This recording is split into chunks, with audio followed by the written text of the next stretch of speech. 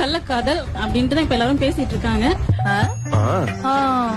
ஆனா ஒரு பெண்ணோட வந்து பாலியல் தேவை அப்படின்னு ஒண்ணு இருக்குன்றது வந்து யாரும் புரிஞ்சுக்க மாட்டேங்கிறாங்க.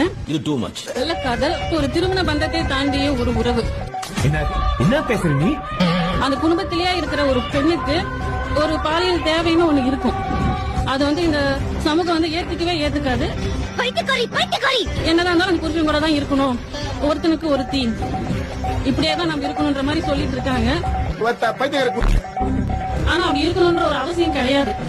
இல்ல, என்னோட கனவு அரசுதான். இப்படி ஒரு கன்றாவியான மண்டையை எங்காவது பார்த்தது உண்டா இவரான? ஒருத்தனுக்கு ஒருத்தி இப்படியேதான் நம்ம இருக்கணும்ன்ற மாதிரி சொல்லிட்டு இருக்காங்க. ஆனா அப்படி இருக்கணும்ன்ற ஒரு அவசியம் கிடையாது. இம்மங்கைகள் பூலோகத்தில் இருக்க வேண்டியதில்லை, அவரை உடனே சொர்க்கலோகம் அழைத்து வாருங்கள்.